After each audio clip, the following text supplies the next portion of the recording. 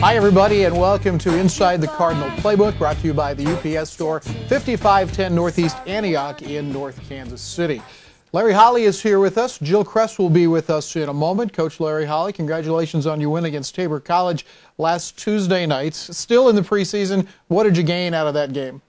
Well, it gave all of our players some key minutes, gave us a chance to be successful. Tabor's a young team, improving, but it was a good test for us. Gave us an opportunity to look at different combinations on the floor, and certainly a nice win for us to take home for the Thanksgiving break.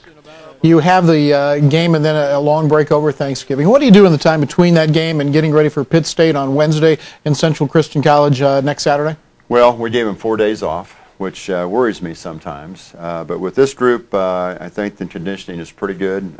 Trusted them to do the proper things. Obviously, we want them to enjoy family and friends over Thanksgiving and eat a lot of turkey, maybe not too much, but certainly enjoy that part of the festive holidays. And but we had a good practice on Sunday when we got back, and look forward to further preparation for both Pittsburgh and Central Christian. What did you see in the Tabor game that you liked or didn't like? Well, we're learning to play together better. We're a young team. We're starting a freshman, a sophomore, 2 juniors, and a senior. And so only had one returning starter in the lineup. So you're trying to piece together somewhat of a new offense, certainly a new fast break style, and we've made some adjustments defensively. So a lot of newness to this year's team. It's going to be a process. Certainly hope to be where we'd like to be come January when it comes conference time. But was pleased with a lot. Obviously, there was a segment in the second half that I wasn't real pleased with. We had a 34-point lead, and they cut it to 20. And I'll certainly give Tabor credit. They can really shoot the basketball. But I wasn't happy with some of the elements that we displayed both offensively and defensively towards the end of that game. But for the most part, very, very happy with our performance, and again, we're still learning our new system and learning each other. A lot of times you can play poorly and the shots go in and it looks great. The best combo is to play well and shoot well. But we have struggled shooting the basketball, especially from 3, and that's a little puzzling because we shoot it well in practice, and I think we're going to shoot it well in games. We're going to need to, because you need an inside-out balance to your offense, and so that's going to be a key. We have guys that can shoot the basketball, and we have to hope that we continue to do better in that area. How about your inside game? You weren't real pleased after the Northwestern game about the way that your inside guys competed on the boards. How did you feel after Tabor? Well, it was better. It was better. We have, we have 3 guys who we feel can be offensive threats for us inside, and Dylan Deck, our starter at the 5, and John Taylor, our starter at the 4, who can play the 5, and then Chris Jordan. And we need to get the basketball to them in scoring position. So that's part of it. Part of it's timing, getting the ball to them and at an appropriate time in the appropriate place where they can be successful. So, much happier with them in the Tabor game. Much happier with the passing that went on there. Dylan, especially Dylan Deck, a sophomore from Smithville, Missouri. If he catches the ball at a particular spot in the lane, he's going to be difficult to handle. He's got a nice jump hook. He's 6'9". His wingspan's about that of a 7-footer. And so if we can get it to him in that position, he can be a force for us down there, as can John Taylor and Chris Jordan. So that's an important part of our offense, and it has been for the previous 3 years. We had an All-American center named Nick Larson, and now we have some new players who certainly have some skill in that low post. And we feel like if we can develop that portion of our game, then that will certainly enhance our perimeter game, because people are going to have to double. And now we kick it out, and maybe the 3s are a little more uncontested than before. John Taylor, 17 points, 7 rebounds, and like you said, kind of showed his athleticism up and down the floor. He did, and I think he did that in about 16 minutes of play. He hurt his knee before the half. We started him in the second half, and when we took him out, we didn't put him back in. He's fine. He's come back and practiced, and I don't know if he just tweaked it a little bit. Same thing happened with Devontae Bell. He had a knee injury, but he's back practicing with us. So, but John has a couple of nice moves. He's especially good on the left block, a fake into the middle, coming back with his left hand. to the left side of the basket. So he's talented in there. He can also shoot the 17-footer on occasion, shoot the 3. He played the 4 his first year of junior college, and then played the 5 his second year of junior college. So we're starting him at the 4, but he can play either position equally well. Chris Jordan, 10 rebounds, 8 points, kind of the same sort of a thing, a good mobile post guy. Well, Chris is a great athlete. Hasn't gotten a lot of playing time at the junior college level. He played in a great program. He played behind John Taylor and a couple of other players. There were times that he was the 3rd or 4th option at the center position. But we felt like his ability to run the floor, his ability to jump, his strength, we wanted to have him in our program and work with him, and I think you're going to see a lot of improvement as we go with him throughout the year. Coach, going forward now, you've got a trip to Pittsburg State on Wednesday of this week, and then Central Christian comes here on Saturday. Can you give us a little preview of those games? Well, Pitt State had another good recruiting year. They have an outstanding freshman point guard. So it could be an interesting matchup with him and Dwight, knowing that it's never one-on-one. But they'll be matched up with each other, I'm sure, quite a lot. He's more of a scoring point guard, whereas Dwight's more of a penetrating pitch. But this young man is pretty special, and so kind of anxious to see how that goes, because we like our freshman point guard as well. But Pitt State is well coached. The coach came from a junior college background and brought some key performers with him. And they have a couple players we tried to recruit out of the Kansas City area, one from Grandview, one from Lincoln Prep. So we know a little bit about them. We know they'll be a challenge for us, but we're looking forward to it. As far as Central Christian, watched a little bit of video on them against Truman State. Know a little more about Pitt State right now than I knew them.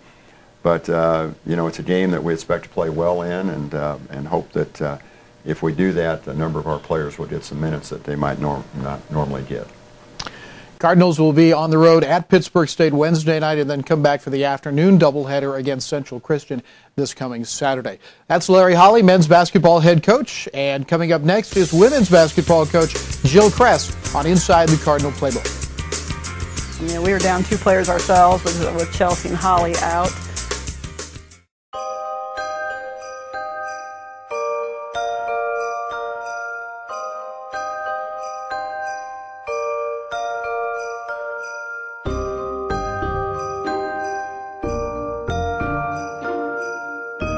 With extended hours, let the UPS store pack and ship your gifts.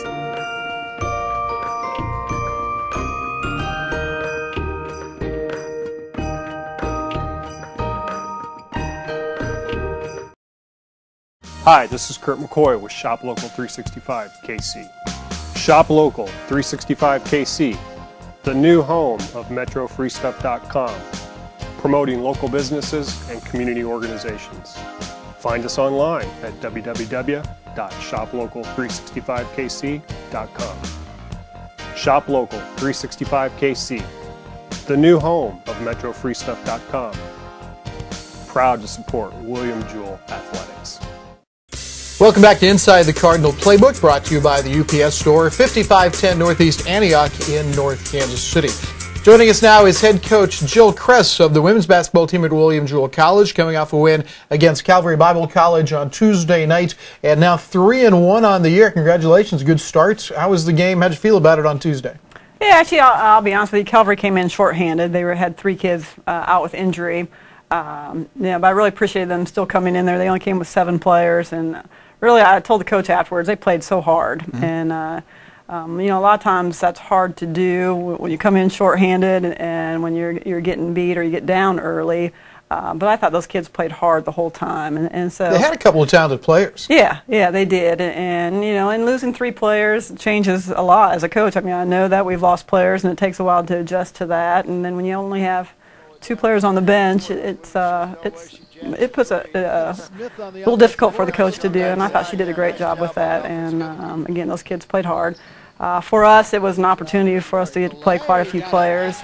We were down 2 players ourselves with Chelsea and Holly out. So I had a chance to start a freshman, a kid from Iowa, and actually all of our players got to play. We got to see some different combinations there. And we got to do some things that we haven't really had a chance to do in our games, to run a little bit more zone and see how that looks. And So I think it was good for us as a whole. Let's break that down a little bit. First of all, the final was 79-23, but you didn't have two of your starters. Meeks and Schweitzer both out. Can you talk a little bit about them, and how's their availability looking for this week? Holly practiced with us yesterday, and she's going to be able to play against Pitt State. Chelsea is kind of a day-by-day thing with a concussion. They do a great job here. With our trainers do a great job of doing preseason tests on the concussion, so they have a baseline test, and so they retested her this morning. She passed in a lot of areas, and then there were some other areas that were concerned. And I think right now, most likely, she's not going to play at the Pitt State game, which hurts us a little bit. She's a great player for us, and makes us a little bit thinner in the guard spot. But it also makes some of those players have to step up and be ready to play, and so it'll be interesting to see how we do. Before we get back into who's going to step in and fill that spot, let's talk a little bit about Chelsea, because apparently she had a slight concussion on Friday at the Northwest tournament, played the rest of that game, and then played again on Saturday, and was the outstanding player of the tournament. Yeah, I guess she got hit on Friday, and I kind of remember it, but she didn't have any concussion symptoms. You had no idea that she was? No, I didn't, and she talked to our trainer. Fortunately, our trainer was there and checked her out, and she really didn't have any concussion symptoms. Then on Saturday, she got hit again, and again after the game, she really didn't have what you would call concussion symptoms with a bad headache or anything like that. But then on Sunday morning, our trainer had told her, if she wakes up with a headache or sick or anything, just go to the emergency room. And on Sunday morning, she went to the emergency room. She just wasn't feeling well. And they said a slight concussion, and from then, our trainers have taken over and have done a great job with that. Now let's talk about those people that filled in, because I thought did more than just fill in. Let's start with Jessie Wheeler, who had a pretty nice game for you. Yeah, Jess Wheeler does a great job for us, and there's a lot of ways that you could look at starting her, and she has a stats. She's a player that could start. One of my reasons I do things a little differently is she really brings a spark off of our bench. And it brings some scoring. She's a scorer. We've moved her more to the 2 than the 1. She ran a little more 1 last year. With Chelsea out, she's going to have to run the point guard a little bit against Pitt State. But she's an experienced player.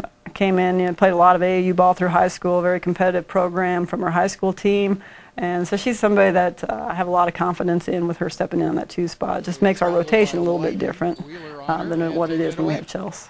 How has she changed as a player? Because Tim Crone, who was doing the game with me, thought her feet were quicker, that she just had a lot more confidence during that game. Yeah, she's always a player that's in great shape. She's a cross-country runner, a track runner. She's on the track team here, runs 800. I think she really committed to it this summer. She's probably in the best shape that she has been in, and you can tell a difference. I mean, you can tell a difference right away when she came in, just a step quicker, and it's shown. And talk to her a little bit about her becoming more of an offensive threat, and she's done that for us. She's, against Northwest, she hit the 3-pointer, and she's done that in the past, but you're seeing her attack the basket a little bit more, and that's just been a big help for us, and will continue to hopefully, help us along the way. Jessie had 3 steals in that game to go along with her 12 points. Zinka Duric had 3 steals also, had 14 points to lead you, and she's a newcomer. Tell us a little bit about her. Yeah, I'll tell you what, Zinka comes from a great high school program up in Iowa. She's somebody that just needs to get a little more confident. You look at her stats, and it looks like she had a great game, and she did in a lot of areas. But I think there's a lot of places that she can still keep improving, and I've talked to her about that, and she knows that. One of the things that I think you'll see as you follow us along is for her to get better and better and quicker. And she tore ACL last year in early February, didn't get released until August, and so that's she gets frustrated a little bit with her speed. There's a difference, but she's still quick. She's quick, and when you see her jump, I mean, when she goes for a rebound, she's just a great athlete. And one thing she's going to do here, she's planning on running track, and one of the reasons is to help her speed and her fitness and get back to where she was. But I think she's going to be a lot of fun to watch, this year and down the road. We saw Tasia Danner last year be a force offensively. I know you want her to play a little bit better on the defensive end, but she had double figures in points and nearly double figures in rebounds against Calvary Bible. Yeah, Tasia has great hands in the post, and she probably has our best post moves altogether. Struggles a little bit with finishing, and she knows that. She gets frustrated. She's in better condition than she was last year. One of the interesting things with going to play Pitt State is that was a place that she transferred from. She had redshirted there her freshman year, so I know she's excited about going down there and playing. And again, she knows what she needs to do, and I was excited for her to get to play as much as she did. And there's just a lot of upside to Tasia also, and she's getting to play a little more this year. Another young lady that caught our eye on Tuesday night was Mackenzie Johnson, who seemed to come in, do a good job on the boards. She had 9 rebounds, 6 points. Tell us a little bit about her, again, another newcomer. Yeah, and she's a high school teammate of Ariel Smith, our sophomore point guard. Mackenzie is one of the most coachable kids around, and you look at her, she's undersized, probably for a 5 for us at this level. She's somebody that understands the game really well. If you watch her do the little things, she gets in position to rebound. She's always sealing. We can get her the ball. She catches the ball well. She sees the open person. Again, she's somebody that I think it really benefited her getting to play against Calvary. She got a little bit more confidence, and 12 to 15 foot, she's a great shooter.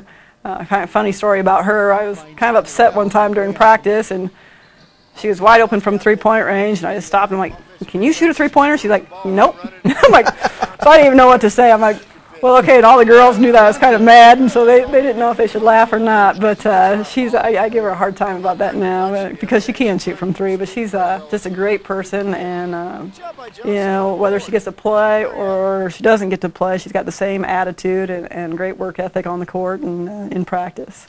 This week, Pittsburgh State on Wednesday night, you mentioned, and then Central Christian at home on Saturday. Can you give us a brief rundown on what you know about those two teams? Well, Pitt State is very, very good. They were in the Final Four last year. They have a 6'6" post player, and they have a sophomore that was freshman of the year in the MIAA.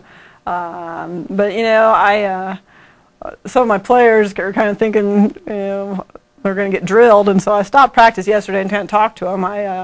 I never go into any game, expecting that, and we're a Division II program, and so the players need to start, thinking like that. And I think what a great measuring stick for us, with or without Chelsea, it'll be a great measuring stick for us for where we are, where we want to be. I plan to go in there, play hard, and have a chance to pull an upset there. So I'm excited about it. And Central Christian, another team we played last year, and they played us well. They played Calvary and beat Calvary earlier by 20 or 25, and it's a team that I think obviously if we play well, we're going to be all right. But it's one that you can't look by. I think it's they're very, very well coached, and they will come in and play hard, and then so we need to be ready to play.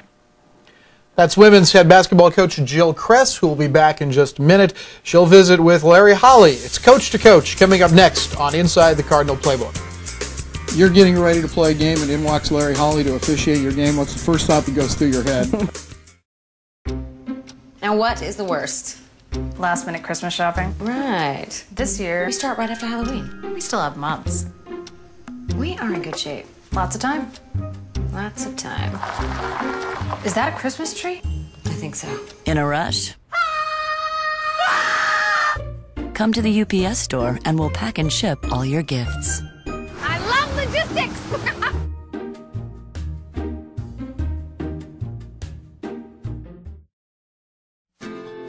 We're Shelter Insurance. We know you don't stay in business for more than 60 years unless you treat customers right. We think insurance is better when it relies as much on humanity as it does on technology. And we know what the weather is like in your area because we live in your area. Shelter Insurance. For your auto, home, and life. We're your shield. We're your shelter. Get the insurance coverage you need at the right price. Call Kimberly Sidden today. Back inside the Cardinal Playbook, it's time for Coach to Coach with Jill Kress on the left, Larry Holly on the right. And coaches, today I'm going to take you back a little bit. I want you to project your opinion on this. What do you think the other coach would be if he hadn't been a basketball coach? Jill, if Larry hadn't been a basketball coach, where would he be professionally right now? Actually, he and I just talked about that. He said that he would have probably gone into officiating, which I think he would do a great job because he tries to do that all the time on the sideline while he's coaching. No, I think I could see him doing that. Definitely teaching in some aspect. He's a great teacher in the classroom and on the court. That's probably what I would see him. Let's go back to the officiating part. What specifically, why would he be a good official? Well, he is extremely picky on things, and I know that when he decides to do something, he researches and does a great job on it. I think he would really work at the officiating, really watch a lot of film and seen ways that he could improve. And he actually does a great job with listening to people, and I think that's one of the keys of a really good official, is to be able to listen to the coach and kind of handle that situation, and I could just see him being really good at that. You're getting ready to play a game, and in walks Larry Holly to officiate your game. What's the first thought that goes through your head? Well, it might need to be the second thought that goes through my head. No, I think I would feel pretty confident with him on the court. I know he would give a great effort. I'm sure he would miss calls, and I'd let him know. But I think I'd be pretty happy about having him on the floor roughing my game. Okay, Larry, your turn. If Jill Kress wasn't the women's basketball coach at Jewel or anywhere else, what would she be doing for a living? I think she'd be teaching, some area of teaching. I don't know if it'd be elementary, if it would strictly be in physical education, whatever it would be. She does do a great job of teaching and coaching, and I think that's what she would probably be doing, and she'd probably officiate a little bit also. I might mention that I did officiate for 8 years. My year of graduate school, my 1 year coaching at the high school level, and my 6 years at Central Methodist. Didn't do a lot, but I did enough, and truthfully I did it just so I would know what it was like to be under that pressure of making calls. And you have a tendency as an official, at least I did, that if I've made 2 or 3 calls against one team, I'm almost looking for a call to make against the other. So I'm not sure how great an official I would have been. But I tell our guys in practice, because I enjoy officiating in practice, that this is the best officiating they're going to have all year. And as I observe my ability to officiate and the ability of the officials that we go against, it is the best officiating they get all year. So, but no, it's a tough job. And I did do that seriously to put myself in that position, so I would know the pressure that officials under, and because I feel like that's a full-time job for me. So it's my job to know the rules, and I should know the rules as well or better than the officials, because that's a part-time position for most of them.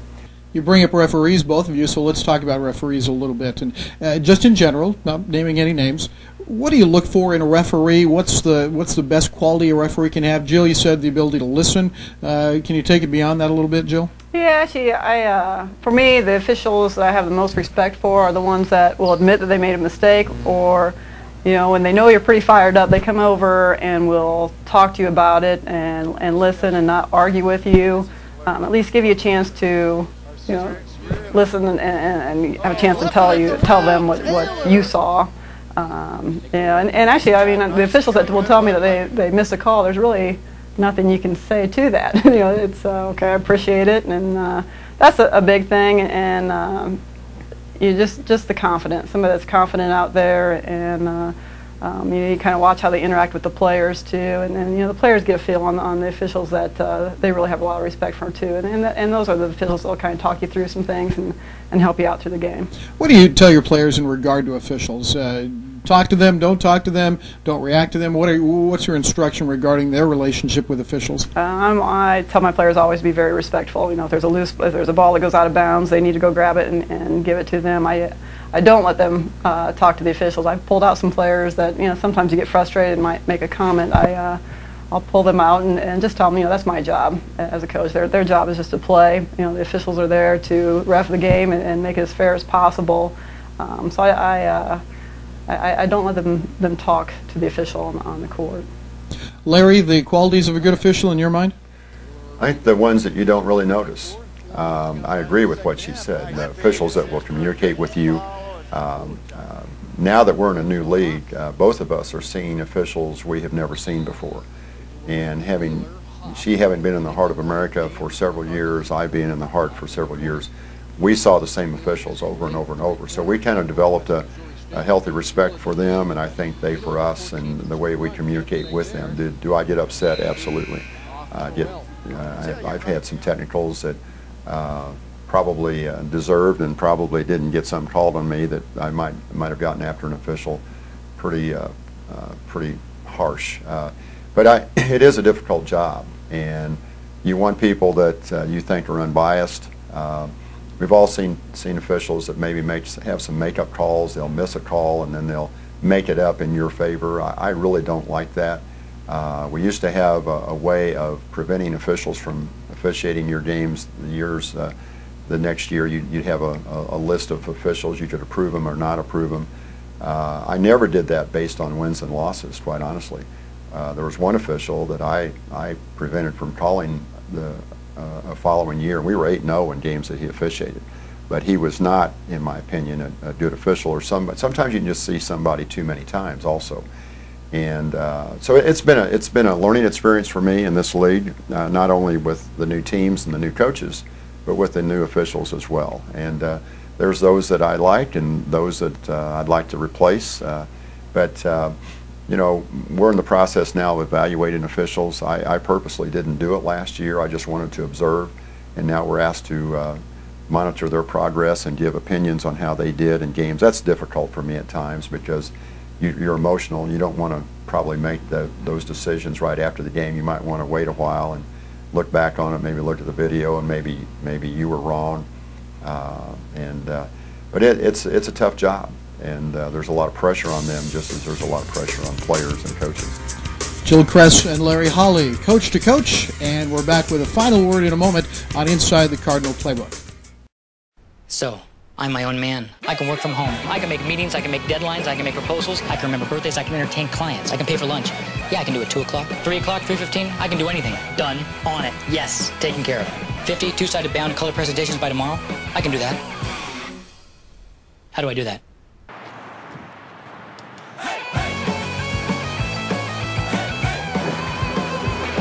I love logistics.